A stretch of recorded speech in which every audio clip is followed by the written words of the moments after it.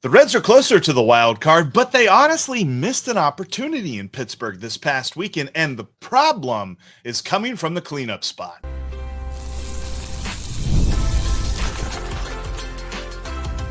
You are Locked On Reds, your daily Cincinnati Reds podcast, part of the Locked On Podcast Network, your team every day. Welcome into the Locked On Reds podcast. Locked On Reds is part of the Locked On Podcast Network. We are your team every day. My name's Stephen Offenbaker. His name's Jeff Carr. We are lifelong Cincinnati Reds fans who have been podcasting about this team for a combined 14 seasons. We love the Reds, we love baseball, and we love talking about those things with you.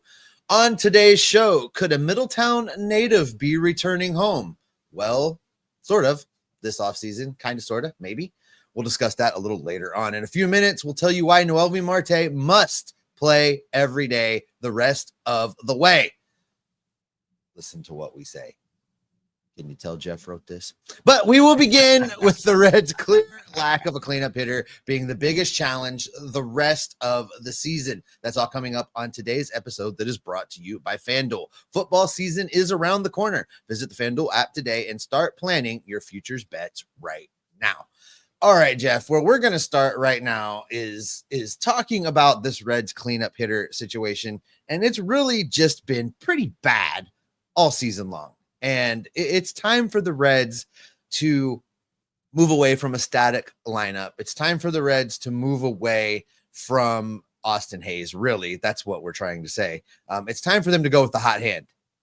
Yes, it's no longer something where we can just pencil Austin Hayes there in that spot. And I know that there is an element of managing that really comes down to, all right, we're managing personalities as much as we're managing performances, but it's been a long time now that this slump has been affecting Austin Hayes. And I'm not saying that the slump is who Austin Hayes is, but neither is that heater that he was on earlier on in the season. Because if we kind of even this out, Steve, like, the slump that he's been on here recently, and yeah, they talked about it on the broadcast. He's like, I think 3 for his last 40 or 4 for his last 40 or something like that, which is horrible. But we're even going to expand on that because the problem's been happening for a while now. I expanded it out to his last 30 ball games. And while that's not a huge sample size, that's also no small sample size either. When you look at those 30 ball games, he has 5 more extra base hits than you and I do. He has 2 more doubles than we do, and he has 3 more home runs. And that's it. The rest of his hits are singles, and he only has like 14 RBIs. But we're talking about a guy that has been played exclusively in the cleanup spot, and that is killing this lineup. We talk about pitchers all the time as stoppers, right? Like a good pitcher is a stopper. If there's a bad streak, the team's in a bad way, that guy gets on the mound and fixes it. Well, there is nobody in this lineup right now, Steve, that is the stopper, that should be the cleanup hitter, but that's not who Austin Hayes is. And we saw it this weekend where the Reds just could not get a hit with runners in scoring position, albeit up until Sunday when everybody hit with runners in scoring position on both teams. You know, the problem with Austin Hayes, and you kind of can see how this happened.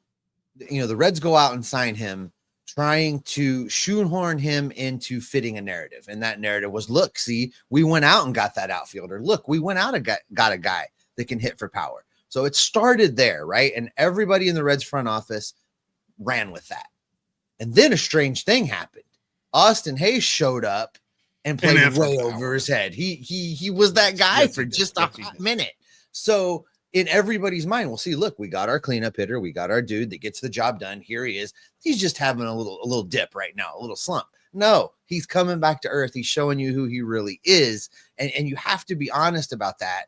You have to put somebody in the 4 spot to protect Elly De La Cruz. And they have gone far too long without having somebody in the 4 spot to protect Elly De La Cruz. I don't ever in my life want to see another game where Elly gets intentionally walked 3 times. And the way around that is to have a guy behind him that you're equally as scared of, or at least close as scared of. And right now, that is not Austin Hayes. That is Noelvi Marte. That is maybe even Andujar.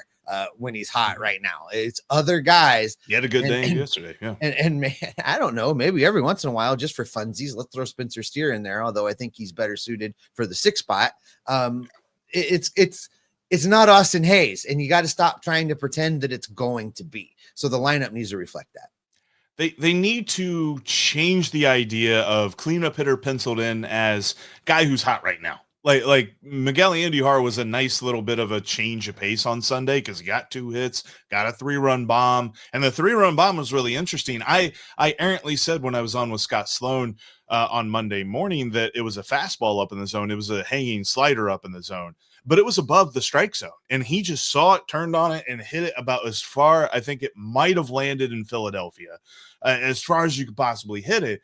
He's got that kind of a power, and he's a bit of an aggressive swinger. So there's at least a point there where pitchers can worry about him, but I don't think of him as, all right, now you pencil in Miguel Andujar. It's just who's got the hot hand. And Spencer Steer has come up clutch in a couple of different situations these past few weeks. Maybe he is the guy you give a look at for a minute. I'm with you. I don't think he is the long-term option there in the cleanup spot. But this is something that we said after the trade deadline as well. This is a reason we gave the Reds a B. We were bullish on what they did, but we don't think that they addressed the main problem. They did this thing where they're like, we need power, we need a cleanup hitter. So what we're going to do is we're going to go get a guy who's good defensively. We're going to go get a guy who can hit left-handed pitching and can hit with power sometimes in Miguel Andujar. And we're also going to go get some pitching help. And we think that shoring up those other areas, a rising tide lifts all boats, and then the cleanup hitter won't be that big of a problem. But it showed itself to be a huge problem this weekend because, quite frankly, other than Zach Littell didn't look that great on Sunday, but I kind of put that, I kind of, crumble that one up and throw it away. I think whatever, it's fine. He's going to be okay moving forward. The pitching on the whole was pretty good. And I think it all came down to the Reds just missing opportunities with guys on base, and they didn't have that cleanup hitter to bring them all in. So you just kind of got to roll with this one. It's got to be like cleanup hitter roulette, as it were. But you don't love that, but that's how they've built this roster. Yeah, and to your point of, if the rest of the lineup performs, you won't miss the cleanup spot as much. We're always going to miss the cleanup spot when it comes to Elly De La Cruz. And really that's been a problem. And who exposed that but Colorado? I mean, go figure. Right. And Ellie's going to continue to get treated that way. They have to do something about that. They can't let that ride. So I'm with you. The cleanup hitter roulette. I like that. Just whoever's doing it for you right now. And there's some guys doing it. I love what we're seeing out of Noelvi Marte right now. He needs to be in that spot as much as possible, and he really needs to do the things. And we're going to talk about him a lot here in a few minutes, so I'll save that, Jeff. But I do think that when you're talking about guys on this team that can do it, he's at the top of that list. And as hard as it is to say Spencer Steer, your mashed potatoes guy, he's really playing his way into being kind of a consistent. Is he clutch? I think he might be clutch. We had this conversation, right? So. That who's gonna step up? Who's gonna step up and be clutch on this team? Well, maybe Spencer Steer has raised his hand over the last couple of weeks. So there are options. There are things that Terry Francona can do outside of just writing Austin Hayes' name down. And Austin Hayes is a smart guy. He can look at the stats. He can look at his production and know that maybe he's better suited batting sixth. I don't think it would come as a shock to him. The reason that the Reds are in this spot is because they failed to address it in the offseason. They weren't ever going to address it at the trade deadline. Those prices were crazy. And you could say Eugenio Suarez, but for whatever reason, the Reds just don't want to take that gamble on a guy on an expiring deal because they got Zach Littell for a lot less than that. And they got Miguel Andujar and Key Brian Hayes together for a lot less than that. So I think that there's that possibility. But the biggest reason that they're here is that they were betting on Christian Encarnacion Strand. And it's clear that was a bad bet because he's not figured it out. And I don't really mind the stats that he's got in AAA because it's what can you do in the major leagues. We've seen it with Austin or with resigns. We've seen it with Will Benson, and we're seeing it with Christian Encarnacion Strand. You can mash AAA pitching, but when you get up here to the big leagues, it's a different animal, and there's a big gap between being good in Louisville and being good in Cincinnati. And he hasn't bridged that yet. And so it was a bad bet to bet that he would be the cleanup hitter for this team. And they are suffering now because of it. So now it's just who you got that's hot. This is going to be a Tito special for the rest of the year. How can he pull the right strings? Because he's pulled the right strings in some other scenarios. How can he pull the right strings here to get this Reds run production off the ground? But I know this, Steve. We mentioned him a couple of different times. Noelvi Marte. There's absolutely no reason he should come out of the lineup, and probably no reason for him to play anywhere but right field right now. Today's episode is brought to you in part by Game Day Hue, and so is this hat that I'm wearing. For Reds fans like myself, this one hits the mark. It's got the great red color. It's got a nice white cord on it. I love the hats with the cords. I really think they're nice style. And Game Day Hue has all the best style when it comes to your team, but they keep it subtle. It's the kind of hat that reps your team without screaming. So you can wear it everywhere you go. You can wear it on the course. You can wear it at family barbecues and events and things like that. You can wear it all the time. That's what Game Day Hue is about, because they make clean, no logo gear with team-inspired colorways for every pro and college fan base, whether you're looking for Reds, Bengals, Cincinnati Bearcats, Ohio State Buckeyes, yeah, whatever those guys do. Game Day Hue's got you covered for all of it. Check him out today, and with the code MLB15, you'll save 15% off at GameDayHue.com. That's GameDayHue.com. The code even stacks, so you can put together some bundle deals and get stocked up. Now, let your colors talk, because colors speak louder than words. That's GameDayHue.com, and the code is MLB15.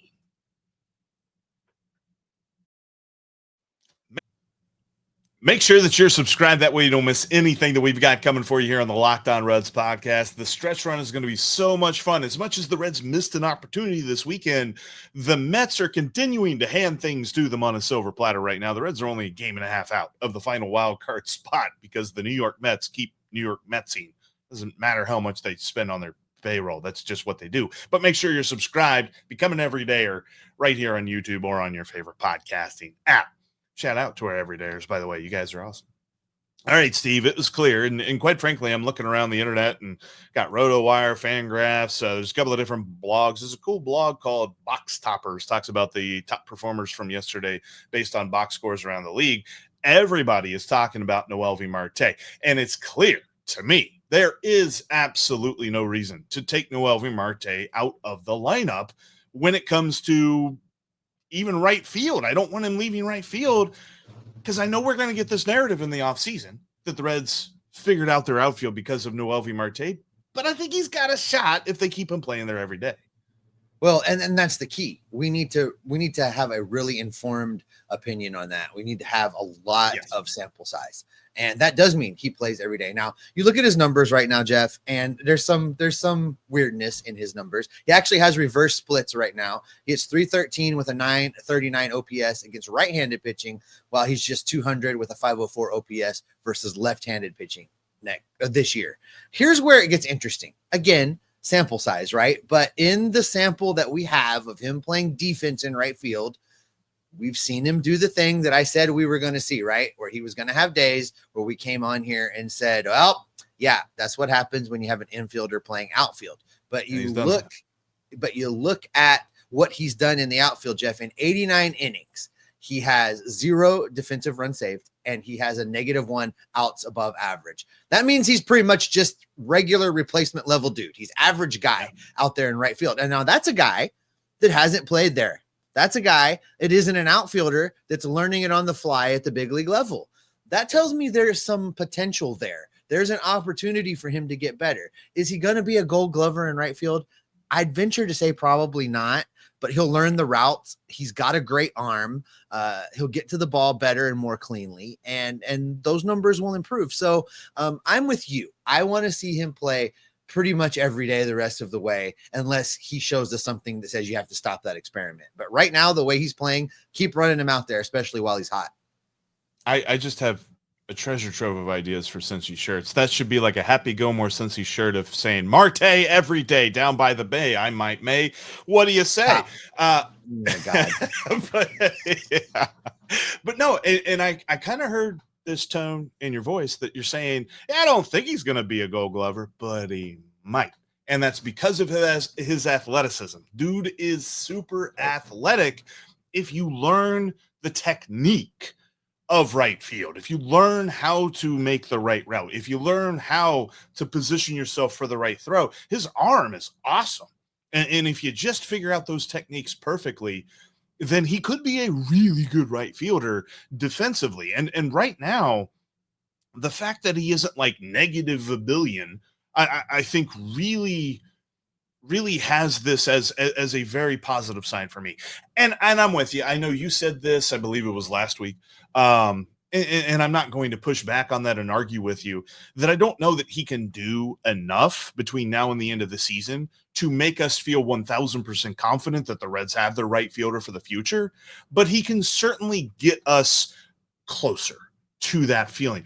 I don't think they have anybody else on the roster that I'm like, I want to see more in right field of, because everybody's immediately thinking of Jake Fraley, even in a platoon role. But again, we said Marte's got reverse splits. He actually hits right-handed pitchers pretty well. And I think the more he sees left-handed pitchers and the more that he's comfortable in right field, I think that will even out, as it were. But what about the Jake Fraley of it all? Well, let's talk about Jake Fraley for a minute, because I think if we're all honest with ourselves, he's a great personality. Dude is an amazing, easy to root for dude. But if you look at his performance, he's a fourth outfielder. And that's fine. But that doesn't mean you need to shoehorn him in and force Noelvi Marte to sit against right-handed pitching because of a dude that has a career OPS plus of 100. Yeah, and defensively, you're not really gaining. I mean, you're gaining a little bit. At least Fraley knows the reads and the routes. You're gaining just a little bit. How does that translate onto the field? Well, still 0 outs above average. So he's 1 outs above average better than Noelvi. And then you look at defensive run saved, he has 1 where Noelvi has so none. he's one better than 1 yeah. defensive run saved better than Marte. So it's just a little bit better. So you're right. So in this situation when we're trying to get offense, where we're trying, I mean, let's be honest. That's the whole reason that Marte's out there. They didn't look around the room a few weeks ago and say, I really think he should be in the outfield. No, that's not what happened. It is, I really think we need to keep his bat in the lineup. And we traded for this other dude that's now going to play third base. So how are we going to do that? And this is how they're going to do that. And I don't think people have understood how well Noelvi Marte has improved compared to years past, because we think of, okay, he played for like 25 seconds in 2023, so we don't know anything about him from that tiny sample size. And what we saw in 2024 was super uninspiring, and we're really worried about him. Well, he now has more home runs than he has in those first 2 years combined this year. He has 8 home runs this year. He had 7 home runs in the last 2 seasons. He now has as many RBIs as he had in the last 2 seasons this year. And everything else put together, we're seeing him strike out less. He's not walking more, but he's not a walk guy. He's just a limited strikeout guy that's going to put the ball in play, which is something we've been begging for from some other players. So he's literally the guy that we've been looking for when it comes to just plate discipline profile. And he's added the extra base power that we don't get from Jake Fraley. Jake Fraley has technically improved his slugging percentage this year, but it's literally by 5 points. Like, he's not above 400 still. He's still at 396. And last year was at 391. Like, improvement, I guess. That's not where Noelvi Marte's slugging over 500 right now. And that's in 49 games. That's a pretty nice sample. You got to go with the hot hand there. But I know the whole reason for this segment is for you to talk about the next guy, because it's the guy you really want in the outfield secretly. I know this about you, Jeff. You want more Gavin Lux, right? More Gavin Lux. No, Gavin Lux. The experiment of Gavin Lux in the outfield is not a good one. As awkward as Noelvi Marte looks out there at times, Gavin Lux's numbers and defensively, Jeff, -5 defensive run saves, -6 outs above average in the outfield this year.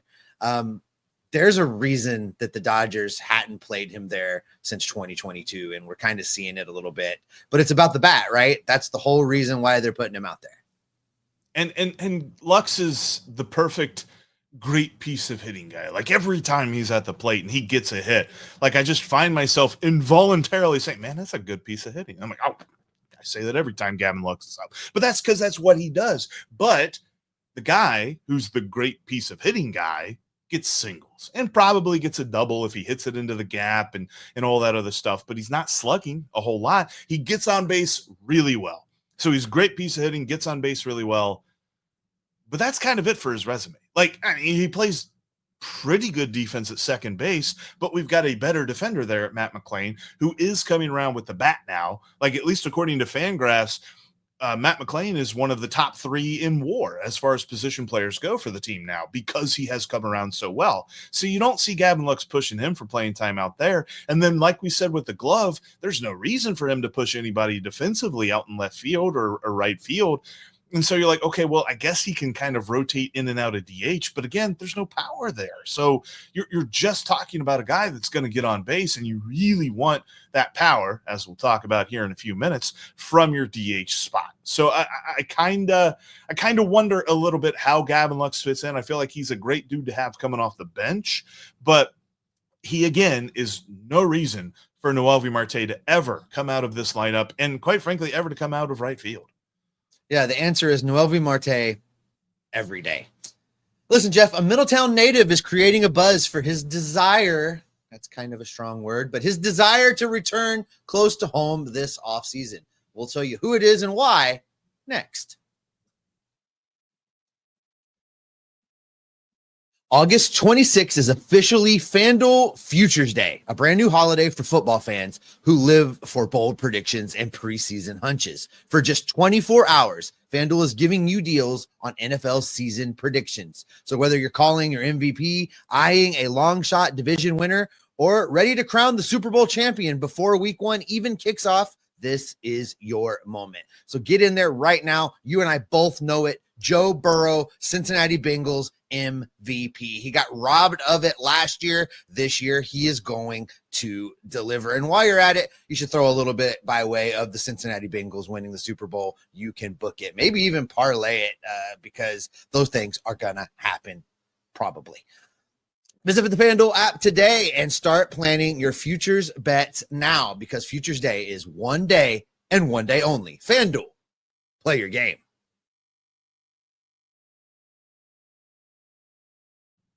If you can't watch us here on YouTube, you can listen to us on your favorite podcasting app. We are literally on pretty much all of them. If you find one we're not on and you want us to be on it, message Jeff. He can make it happen for you most of the time. Also, go check out the Locked On MLB feed. You've got MLB Game Night. They're watching every single game, every single night, so that you don't have to, along with the experts from the Locked On Network. And you get Sully over there as well, giving you a great national perspective of Major League Baseball. All right, Jeff, your guy Gordon has an article out that says Kyle Schwarber wants to come back to Cincinnati and he's going to play for free.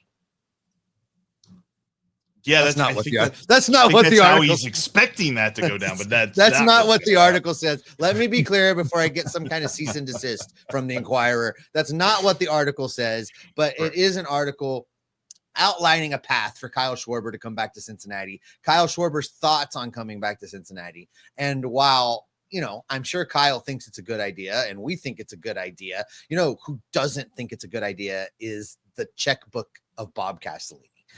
This is going to be an expensive hire. Kyle Schwarber has 41 home runs right now. That number is going to go up. He's making $20 million a year right now.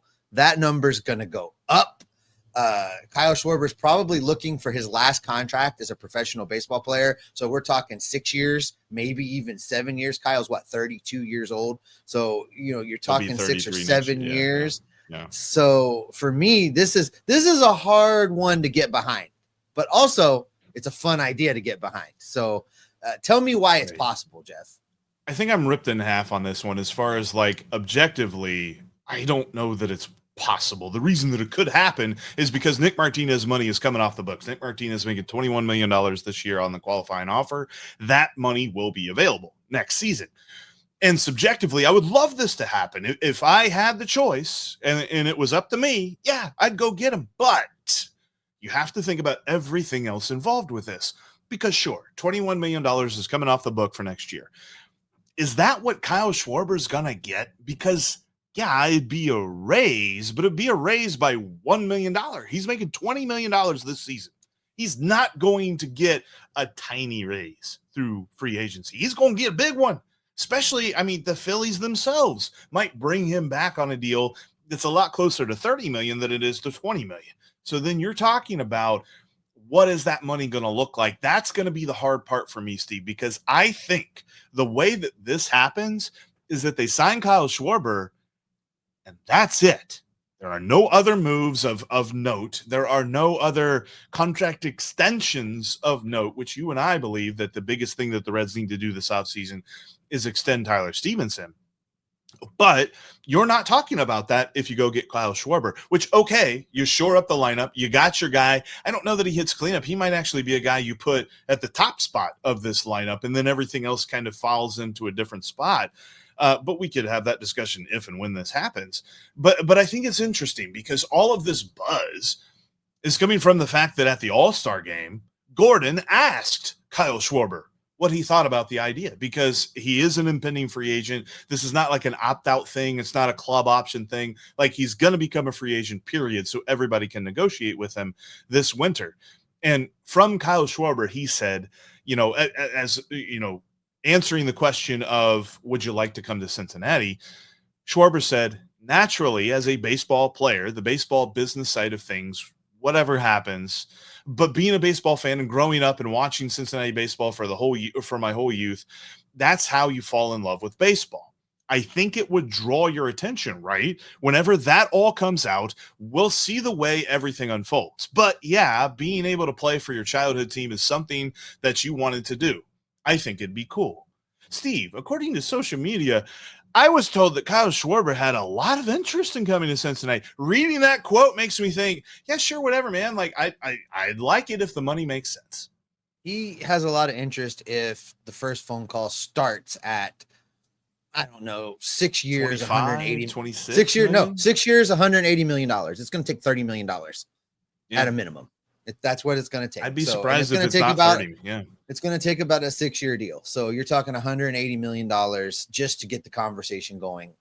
We know that's not probably going to happen, but Gordon has column inches on this, but this is just how it is, right? Like, it just is. You know who, and I think you're absolutely right in that.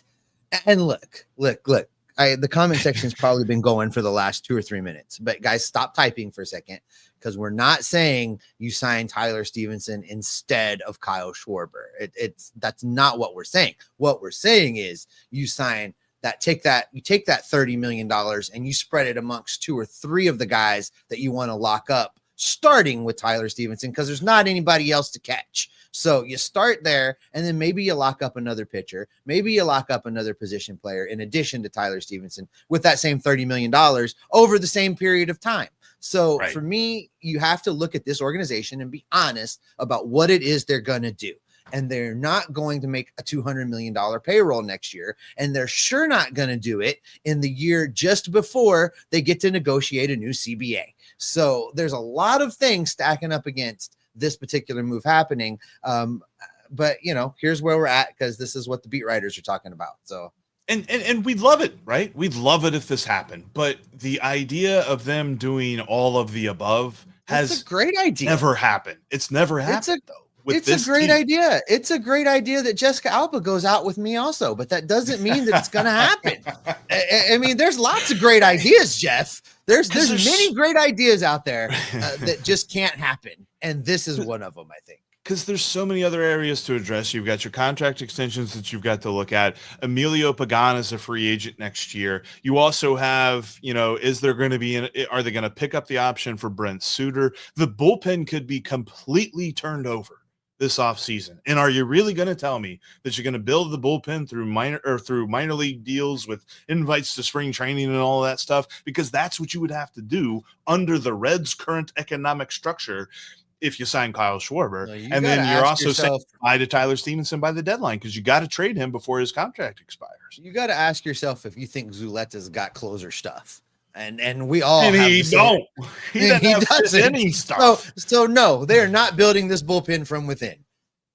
No, it's just the only way I can see that possibly happening is if they move like a guy that they don't see as a starter into the bullpen, but then that at that point, you're saying you're probably giving up on a guy who probably should be a starter at some point in his career. So there's so many different things there that, like, this offseason is going to be so intriguing for this team because they're going to be building on whatever they do this year, and they're going to be doing it in an economic environment that could be completely different in 12 months. So all of it's going to be under a whole bunch of mystery and shrouded under this big cloud that I honestly do not agree that Kyle Schwarber should be the main focus of the offseason.